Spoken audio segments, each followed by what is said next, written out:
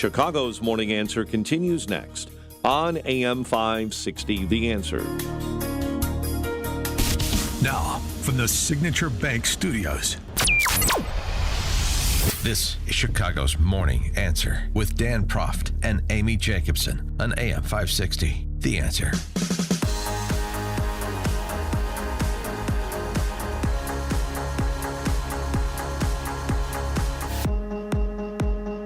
Top of the morning, Dan and Amy. So the censorious left is in full froth now with less than 90 days to go until Election Day. The Amazon Post is demanding to know, we want to know, White House spokeswoman KJP, Karine Jean-Pierre, what are you going to do to stop information from getting to people that we don't want to get to people? What role does the White House or the president have in sort of stopping that or stopping the spread of that or sort of intervening in that? Some of that was about campaign misinformation, but it's a wider thing, right? Yeah, no, and you've heard us talk about this many times from here about the responsibilities that social media platforms have when it comes to misinformation, disinformation. Don't have anything to read out from here about specific ways that we're working on it, but we believe that they have the responsibility. These are private companies, so we're also mindful of that too. But look, it is. I think it is incredibly important to call that out as you're doing. I just don't have any specifics on what we have been doing internally as it relates to the interviews. Not something that I'm tracking, and I'm sure the president's not tracking. No, it I'm either. sure he is too. I'm sure busy tracking. We've outsourced that to the likes of our deep state friends at NewsGuard and other places. They'll be working with the social media companies to throttle information that we don't want disseminated about Kamala Harris, about Donald Trump, about any particular issue. So I have nothing to read out because I can't disclose that. Just know that it's taken care of. It was very Thierry Breton, the internal markets boss over at the EU, in his letter to Elon Musk. The responsibility you have under the Digital Services Act, Mr. Musk. This, again, in advance of last night's X confab with Trump. This notably means ensuring, on one hand, freedom of expression and information, including media freedom and pluralism, are protected. Yet, on the other hand, that all proportionate and effective mitigation measures are put in place regarding the amplification of harmful content in connection with relevant events, including live streaming, which, if unaddressed, might increase the risk profile of X and generate detrimental effects on civic discourse and public security. Whoa. Thierry Breton, much like some of those Brits, they're really interested in seeing if they can put Musk in thought prison in some gulag in Frogland or the UK. Well, I mean, again, here we have a vice presidential candidate who believes this about free speech.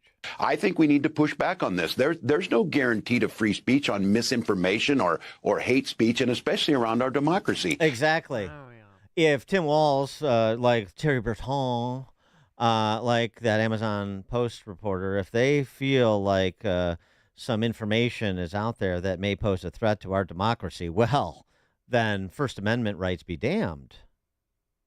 For more on this, we're pleased to be joined by former Wisconsin governor, now president and CEO of Young America's Foundation. He is Scott Walker. Scott, thanks for joining us again. Appreciate it. Hey, good morning. Good to be with you. Yeah, Tim Walz seems to be quite at home in places like the Soviet Union in years past, or communist China now, or many of the Middle East oppressive regimes where the government says it's misinformation and they censor it. You're done. That's not America. Certainly not the America I know. Well, if it doesn't work out for Kamala and Tim, then maybe get a job with Thierry Breton at the EU. No, but I mean, this is really, they're really ratcheting it up, and it's most notably directed at Musk because he most notably has one of the platforms where people can actually engage in the free exchange of thoughts and ideas. Well, it'd be interesting to know if that means misinformation applies to whether or not if you say or allow others to say and don't correct them that you were deployed as part of a military operation, is that misinformation? Because it seems to me that that's not what they would contend. Certainly, Tim Walz appreciated his service, but there's a lot of questions about whether or not he corrected people when they pointed out that he really wasn't an Afghanistan veteran. Again, that's a whole nother debate and discussion. But again, one person's misinformation is somebody else's story. And certainly, I don't want to live in a society where the government, of all things, but even that, for that matter, anybody else, we're in a republic. People forget it's not just a democracy; it's a republic, meaning our rights, whether you're in the majority or not, are protected, and free speech is paramount to that. Indeed. We had this story come out over the weekend. Ironically, X post that the Pennsylvania state election authorities published. That that's right. we can't guarantee that Pennsylvanians will know the winner of the election at the presidential level, or I assume other offices as well, on election night. As you're looking around, you're seeing like Secretary of State LaRose in Ohio cleaning the voter rolls, removing 160,000 some odd names that should be removed, based on the standards that have been set forth of active voter files, people who've moved, people who've deceased, things we don't do in places like Cook County. But they're doing in Ohio. You've seen some progress in some places. You've seen some regress in others, like Arizona, with the court decision that allows for people to register to vote even if they're here illegally. And then this Pennsylvania, particularly this Pennsylvania news about not being able to guarantee that you'll know the results on election night. First of all, tell us about Wisconsin, what your handle is on that, because that's another swing state. And then also what your sort of larger opinion is about how the administration of the election is trending with those important swing states. Yeah, two things. One, just on the administration of it, it certainly concerns me. I saw the same thing in Pennsylvania, and we're talking about before they're even going to the polls. They're already setting the stage for this. Back 4 years ago, obviously, there were a number of concerns, many of which were legitimate, despite what some in the corporate media said. And part of that is whether it's Arizona, Pennsylvania, Wisconsin, Michigan, places like that are battleground states, you want more transparency, not less. You want more action to be taken now in advance of the elections to make sure that they can get the results, that people know exactly what's going to happen. If you're going to have legitimacy, no matter who wins, you got to have transparency. You got to know what's not going on, not just some statement out there that, well, maybe we won't know. So that's a part of it. But it also means strategically, not just for campaigns, for state parties, for the RNC and others, they've got to continue to press in court to make sure, unlike what happened in 2020, that all of these states, every state in America, all 50, but particularly these battleground states, follow the actual election law. In Wisconsin, as an example, there were a number of instances that have yet to be, that I've pointed to, that have yet to, anyone has been able to correct me on this, but where state statutes weren't followed when it came to absentee ballots. We got to make sure the law is followed. We have a photo ID requirement in the state. We've got other requirements. Those should be followed. So that's one part. Secondly, though, regardless of that, it's a tough battle right now. There's no doubt about it. I was on a panel last night with the Republican Governors Association, and people were asking about Wisconsin and the battleground states, and I said, there's no doubt about it. I think there was a sense maybe of for sure of overconfidence after that debate between former President Trump and President Biden, that somehow it was in the bag. And once they switched things out, even though it's the same, arguably the same or worse with, Biden, Harris has gotten his high prices, it's got his border security problems, it's got his public safety problems. It gets worse when you put Tim Walz on the ticket, and yet there's a whole group of voters in Wisconsin and elsewhere that suddenly have now said, the problems were just because Joe Biden was old and confused, and now he's gone. And you see that in the numbers. Trump was up by a couple points before, or right after the debate, I should say. And now he's down in most polls in Wisconsin by a couple points. He can still win, but he's got to get focused back on those 3 points: high prices, border security, public safety. Pound those over and over again and remind people it only gets worse with a Harris-Walz ticket. Well, what do you make of Kamala's transformation to the Republican Party? I mean, now she doesn't want taxes on tips after accepting fracking and no mandatory gun buyback programs. Well, it's amazing. It just shows you in the end they will do absolutely anything. It's all about power. It's not about policy. It's not about principle. It's ultimately about power.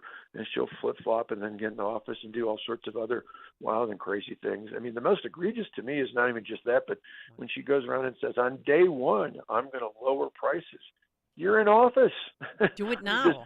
I mean, right. Yeah, does nobody get that she's in office with the president? If there was something they could do to lower prices, it's this gaslighting. She cast the deciding vote on the infamously called Inflation Reduction Act that actually led to higher inflation, higher prices. So this idea, but the media, most media outlets, most of the corporate media just gives her a pass, doesn't call her on this, hasn't even demanded an interview, has no level of scrutiny. But we should expect that. As conservatives, we face the M&Ms. Money and media are clearly at her side. We've got to make sure we get the truth out, and it means everyone, myself included, who support the president and the former president himself, have to get out and stay focused and disciplined on these issues. I don't care whether she's black or white. I don't care if she's black or Indian. I don't care whether she's got a cackle. I don't care about many of these other things people talk about. In the end, the reason why she's dangerous is because prices will continue to go up. It's because the border security will get even more out of control. And it's because public safety in our largest cities, in Chicago and Milwaukee and elsewhere, will get even worse if we've got liberals in charge like her. And we need to pound that over and over and over again. Yeah, I agree. I mean, about the media. I mean, the caterwauling from conservatives about the media, like this is something new. This is standard operating procedure. So understand it's built into the price and focus on what you're supposed to do. Don't worry about what they're doing because they're doing what they always do. But also, too, think about this, a little bit more deeply rather than just reacting to the obvious propagandizing that's done by the D.C. press corps. I mean, you can certainly point it out, but don't obsess about it. The James Taranto principle, which is that the uncritical coverage often is a disservice to the intended beneficiary. For example, Joe Biden in the Democrat Party. The uncritical coverage of what his real condition and mental capacity was put them in a trick bag that they clearly did not want to be in. Now, they may be able to get out of it. That remains to be seen. But that uncritical coverage was not to their benefit. They didn't want to be in the position they were in. And so the same uncritical coverage of Kamala may leave her particularly unprepared for, say, a debate stage. Well, it's exactly why if I was in charge of the President Trump's campaign right now, I'd offer a debate every week from the DNC to November 5th, because I saw it when I helped prepare for the vice presidential debate 4 years ago, that if you press her on it, it's the reason why she's got a 92% turnover in her office. And I believe that's people not because they disagree with her on substance or on policy. It's because that's a sign of someone who disregards the information and research prepared by their staff. So you push on these issues, and we've seen it in interviews. I mean, heck, she thought she was going on for Lester Holton just for, walk in the park, and he pressed her on why she hadn't been to the border, even though she was the point person on that issue. There's a lot of things out there that I think could be revealed in a series of debates, and I hope that they'll have them. More than just personality, though, I hope that they'll have them so that President Trump can push back and say, you can say whatever you want, but here's what you and Joe Biden have done. If anybody wants to have a good indicator of what will happen with her and Tim Walz, what happened over the last 3.5 years and how bad it's been, and that's got to be pressed over and over again. Forget about all these other things. Stop talking about anything else that takes energy and oxygen away from those issues, and that obviously starts with President Trump, but with all of us. And there's a real opportunity at Young America's Foundation. The polling we did before the debate showed even with college students, number one issue, almost 2-to-1, is the economy. So keep pounding away at that issue and border security and public safety. Keep pounding away at those, and we can win not just at the top, but up and down. Speaking of Young America's Foundation and the situation in higher education, the purge continues. I know this has sort of fallen below the fold amid other issues and sort of unprecedented developments in the presidential race, but we've got another casualty. Mark Skuzin, who's at Chapman University, writes about an econ professor at Occidental College, Obama's alma mater, Jack Kemp's too. Anyway, he taught a popular intro to economics class. He's Austrian from the Austrian school, von Mises, Hayek. And one student said that he kept saying poor people were lazy. He said, I never said that. He was talking about Thomas Sowell's reviews of the welfare state and so on and so forth. Anyway, he got axed by Occidental College. And as Skuzin writes, it's a shame that Occidental College seems not to be living up to its promise to uphold political diversity, but it's unsurprising, and it continues. And I just wanted to give you the opportunity, since you're close to this now, where this stands, so people don't lose focus of the few professors that do provide political and intellectual diversity on campus who are still in the crosshairs when it comes to the censorious left. Yeah, as bad as it is for our students who feel intimidated and feel like they're alone, it's even worse for anyone, not just a conservative, but anyone who's trying to be objective about just presenting the facts, whether it's about the economy, social welfare, things of anywhere in that regard. The most endangered species on a college or university campus is a conservative professor, and this is just another example of that. And all it takes is just to be slightly offended. We were helping students bring in a YAF chapter, bring in speakers, and at one school in Florida, they actually said, well, if you can bring this person, but if one person is offended and lets us know about it, we're going to stop the entire lecture. And what? This is the heckler's veto. So I said to this chapter leader, we got to go back and play by their rules. Go between now and the time your speaker comes, go to every lecture, and which are obviously 99.9% liberal, and be offended. Raise your hand and be offended and demand they stop the lecture at that point, because those are the rules they've set now. Well, obviously those are absurd rules, but call them on it. Make them do something about that. And this is the same thing. They talk about academic freedom. Well, that's a load of crap. Academic freedom is just an excuse to allow, Marxist sympathizers to spew all this hate for America to our college students. But the minute somebody else offers a contrarian point of view, they're like, "Oh, we got to stop this. Someone's offended by this." No, that's not the way it works. Academic freedom should be across the board. You want diversity? I'm happy with diversity. I don't think you do it at the expense of merit, but I'm happy with diversity. But diversity should include diversity of thought, and it's guaranteed free speech in the Constitution. It should be revered on our campuses. Yet these days, that's where it's most under assault. Scott Walker is the president and CEO of Young America's Foundation, of course, former successful governor of Wisconsin and presidential candidate. Scott, thanks as always. Appreciate it. Thank you. Thank you. And he joined us on our turnkey.pro answer line. You're listening to Chicago's Morning Answer with Dan Proft and Amy Jacobson on AM 560. The Answer. This is Sean Thompson. When you go on vacation, does it make sense to have somebody else pack for you? Of course not. The same can be said for your retirement. Your 401k could be packed with things you don't know about or even need. If you're close to retirement, but you don't have a plan customized to your goals, it's like kind of taking a 30-year vacation with no idea what's in the suitcase. Sounds like a stressful way to begin what should be a relaxing time. Tom Fortino at Alpha Wealth Group can help you unpack your savings and build a plan to reduce future taxes, address Social Security and healthcare, and a whole lot more, all with a clear, defined income strategy. Call the Alpha Wealth Group at 630-934-1855. Ask for the complimentary